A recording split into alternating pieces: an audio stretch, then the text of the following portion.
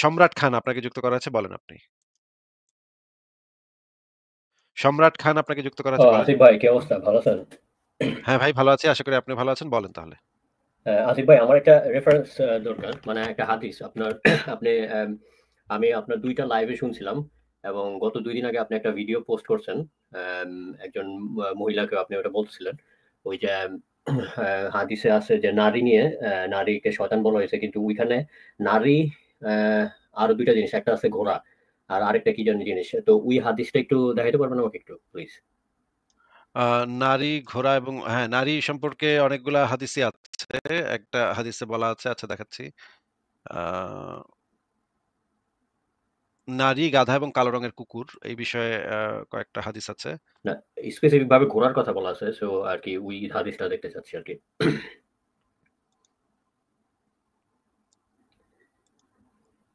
আচ্ছা, এখানে যে জিনিসটা আছে সেটা হচ্ছে বুলগুল মারাম আ হাদিস গ্রন্থের ২৩১ নম্বর হাদিস। এখানে বলা হচ্ছে প্রাপ্তবয়স্ক স্ত্রীলোক, গাধা এবং কালো কুকুর যদি সালাতের সামনে দিয়ে যায় তাহলে সালাত নষ্ট হয়ে যাবে।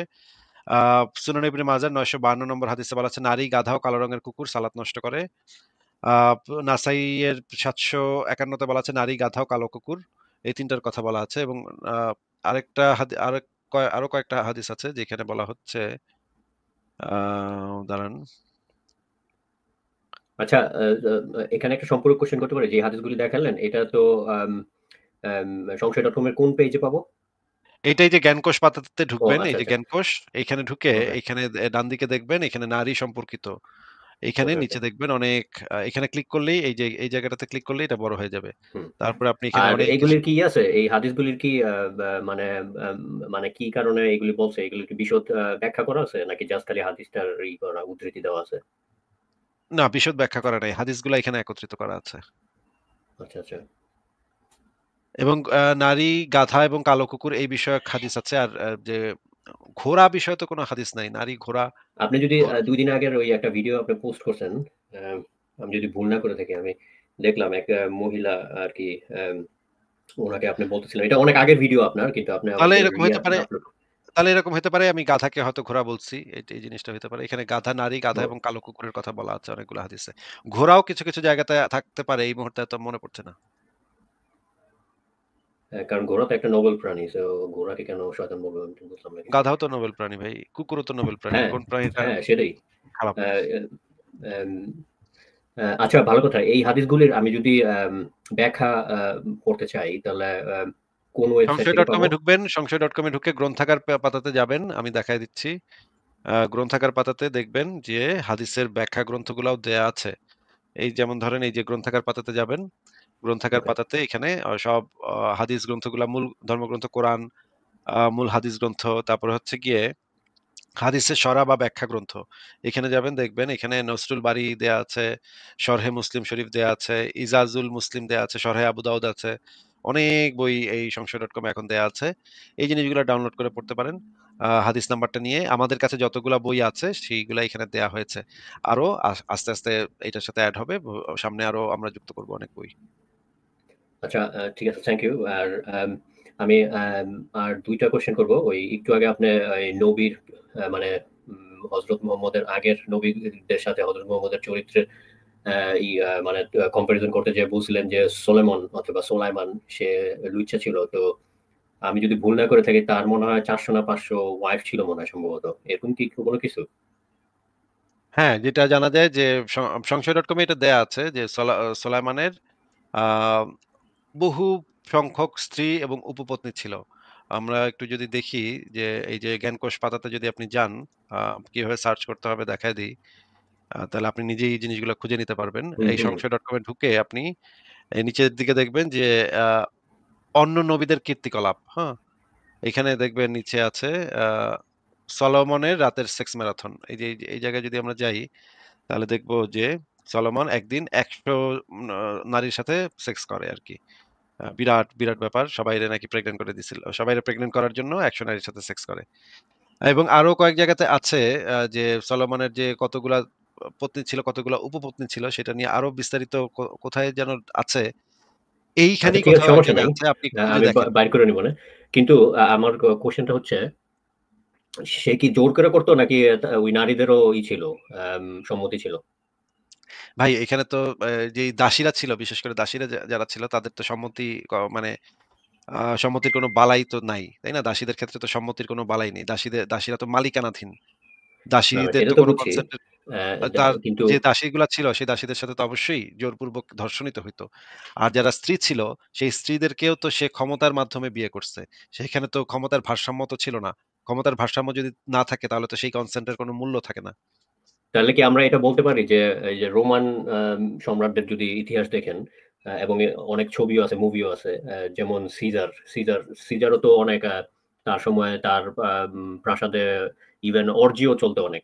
তো এটা কি সে জোরপূর্বক করতো নাকি এখানে আম, কি বলে যে কনসেন্টের ব্যাপার ছিল? কারণ ইউরোপিয়ানরা তো কনসেন্টের অনেক বেশি গুরুত্ব দেয়।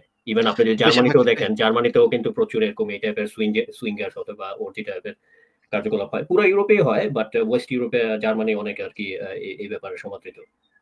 বেশিরভাগ ক্ষেত্রেই প্রাচীন যে রাজা বাদশারা ছিল, সেই রাজা বাদশারা যেই স্ত্রীদেরকে রাখতো এবং দাসীদেরকে রাখতো, বেশিরভাগ ক্ষেত্রেই সেই জিনিসগুলাকে আধুনিক সংজ্ঞা অনুসারে ধর্ষণ হিসেবেই ক্যাটেগরাইজ করতে হবে।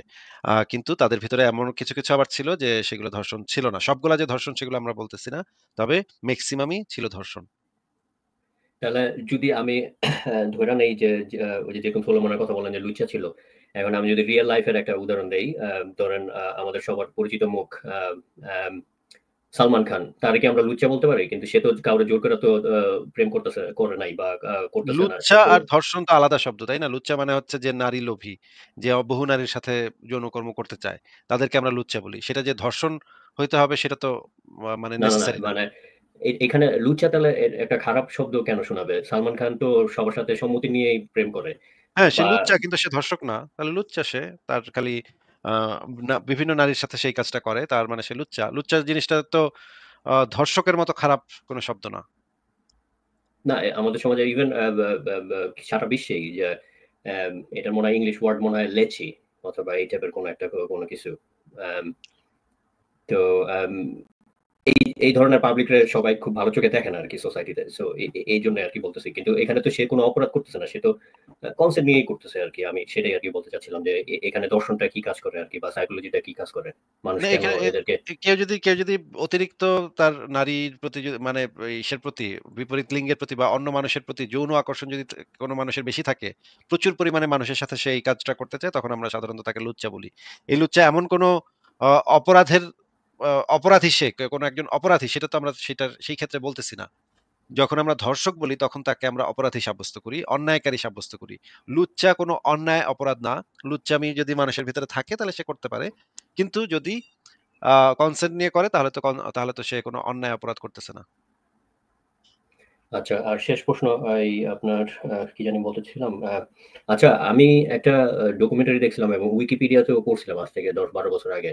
আম, হিটলার যে 6 মিলিয়ন ইহুদি মারছে বা তার বেশি হতে পারে, কিন্তু প্রথম বিশ্বযুদ্ধের সময়ের রেকর্ডে দেখা যায় যে ব্রিটিশ পার্লামেন্টেও এক প্রধানমন্ত্রী, মানে ব্রিটিশ প্রধানমন্ত্রী উত্থাপন করছিল যে ইহুদিরা আসলে ইউরোপিয়ান প্রবলেম। তো এটা কি আসলে হ্যাঁ, সারা হিটলারের আগে থেকে পৃথিবীব্যাপী ইউরোপিয়ান প্রবলেম ছিল? হ্যাঁ, সারা পৃথিবীব্যাপী অনেক দেশই ইহুদিদেরকে দায়ী করছে এবং ইহুদিদেরকে নির্মূল করার চেষ্টা করছে। এটা তো মানে শতাব্দীর পর শতাব্দী ধরে চলে আসতেছে। আমি সেদিনও বললাম যে শেক্সপিয়ারের একটা আ গল্প আছে 'মার্চেন্ট অফ ভেনিস', সেটার ভিতরে শাইলক ক্যারেক্টারটাকে যেভাবে হ্যাঁ, চিত্রিত হ্যাঁ, হ্যাঁ, করছে, হ্যাঁ, হ্যাঁ, হ্যাঁ, আমি পড়ছিলাম ছোটবেলায় এটা। যে শাইলক ক্যারেক্টারটাকে যেভাবে পিছর পাছার মাংস কাইটা দেয় হ্যাঁ, আরকি। হ্যাঁ, অ্যাম হ্যাঁ, হ্যাঁ। কিন্তু না, কিন্তু তাহলে তাহলে তো ইউরোপিয়ানরা তো তাহলে তো হিপোক্রিসি করছে ওই সময়। এখন যে আরবদেরকে দোষ দেয়, কিন্তু ওরাও তো একই রকম কাজ করছে আরবদের মতো করে। হ্যাঁ, এটাকে আমরা হিপোক্রিসি কেন বলব? তারা যদি তাদের ভুল বুঝতে পারে, তারা যদি শুধরায় নেয় এবং তাদের পূর্ব অপরাধের জন্য যদি তারা অনুতপ্ত হয়, তাহলে হিপোক্রিসি কেন হবে? তাহলে হিটলারের কি মেইন রাগটা ছিল কি এই ইউরোপিয়ান প্রবলেম এর কারণেই? নাকি ইহুদিদের উপরে ও এত খ্যাপা ছিল কেন মেইনলি? যদি আপনি এক কথায় বা ২ কথায় সে প্রশ্ন শুধুমাত্র করতেন। যে ইহুদিদের উপর ক্ষেপা ছিল তা তো না। সে তো সমস্ত জাতিগোষ্ঠীর উপরই ক্ষেপা ছিল। সে মনে করত তাদের রক্ত হচ্ছে সবচাইতে বিশুদ্ধতম রক্ত এবং তারা হ্যাঁ, হ্যাঁ, পৃথিবীতে জন্ম এটা নিছে জানি যে রুল সে করার জন্য। সে সে আরকি মানে পিওর মনে করতে হইতেছে ব্লন্ড হেয়ার আর ব্লু আইড পিপল। হুম। এদেরকে সে হোয়াইট মনে করত। সমকামীদেরকে হত্যা করছে, প্রচুর সমকামীকে হত্যা করছে এবং সে কমিউনিস্টদেরকে হত্যা করছে।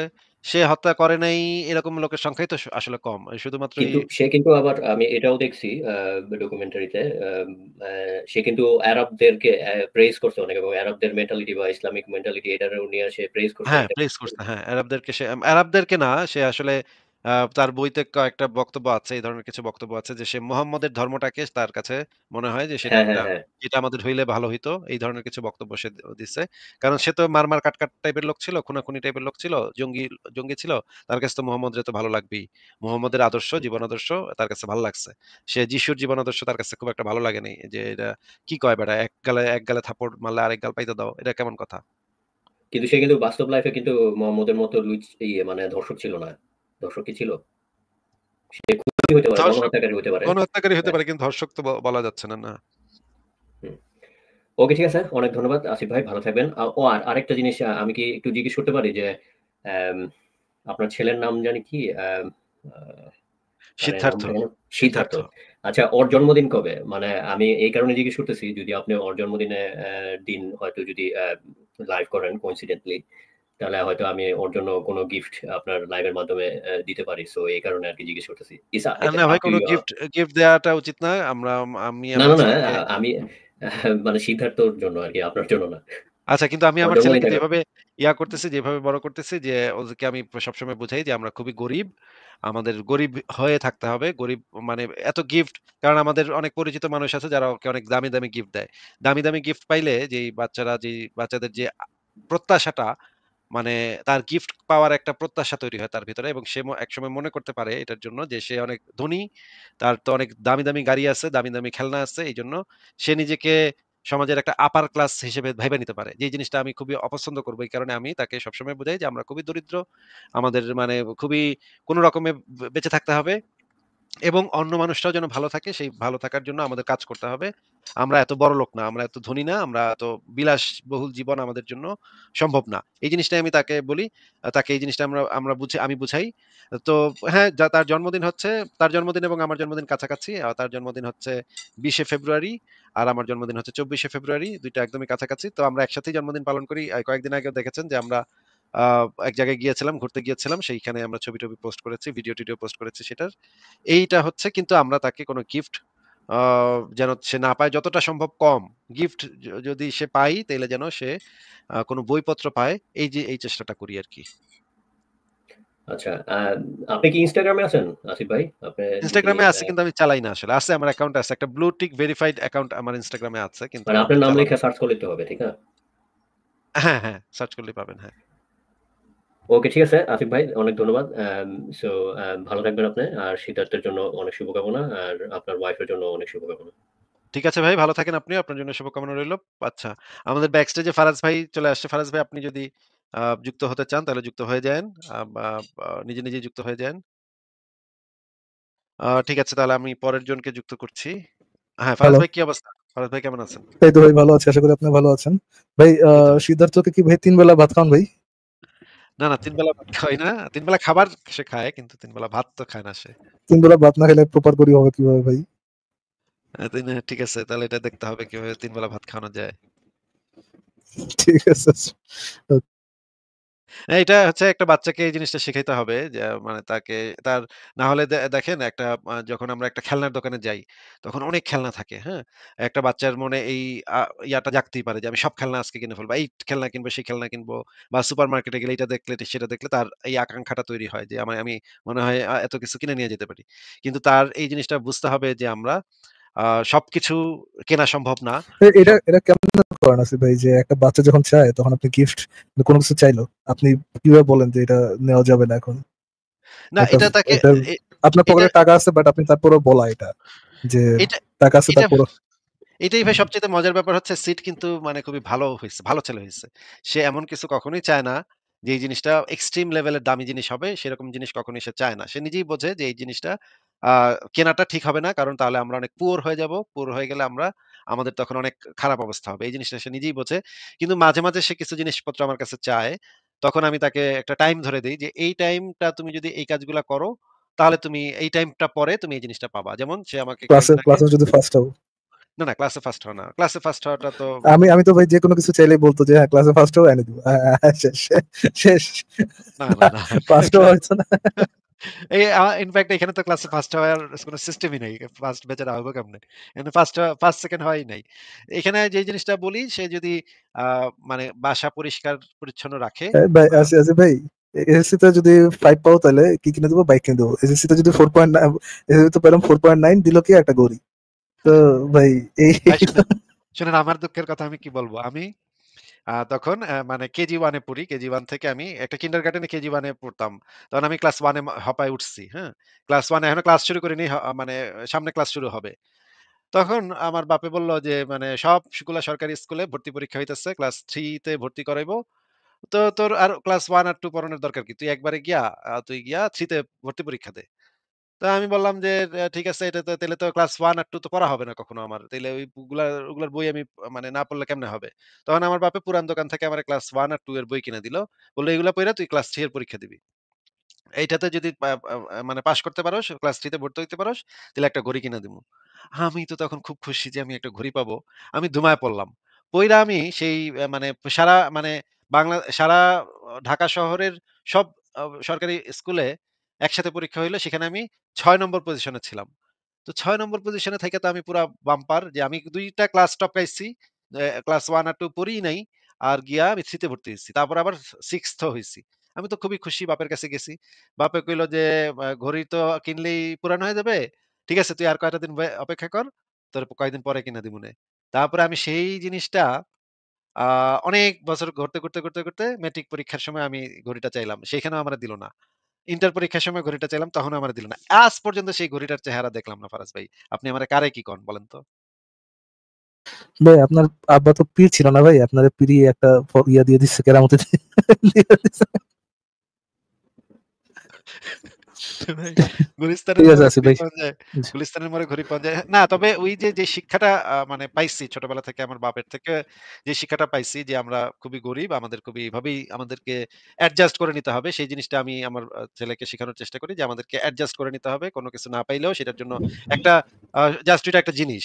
সে কয়েকদিন আগে আমার কাছে ইয়া চাইছে যে প্রটেক্টর এই যে নি এবং এলবো প্রটেক্টর সেটা আমি তাকে কিছুদিন পরে কিনে দিচ্ছি। তাকে আমি কিছু কন্ডিশন দিছিলাম। সেগুলো সে ফুলফিল করছে। তারপর তাকে আমি কিনে দিচ্ছি।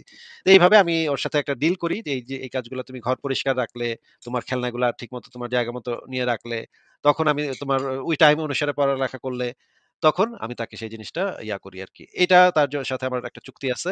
সে সেই জিনিসগুলো ঠিকভাবেই ফলো করে এবং এমন কিছু চায় না সে, যেটা মানে এক্সট্রিম লেভেলের হয়ে যায় এবং তার চাহিদাও খুবই কম। এটা তাকে আগে থেকেই এই ইনস্ট্রাকশন দেয়া হয় ভাই। দিয়ে আসা হইতেছে বুঝছেন?